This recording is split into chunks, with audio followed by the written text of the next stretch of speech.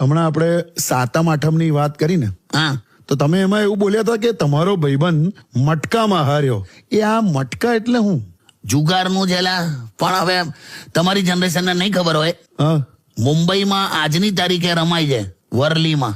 એમ કરોડો અબજોનો ધંધો છે ભાઈ આનો. એમ અને દસકાથી છે, હમણાંનો નહીં. હા મટકા કિંગ રતન ખત્રી એવું લખીને જોજે, યુટ્યુબ પર બધું મળી જશે.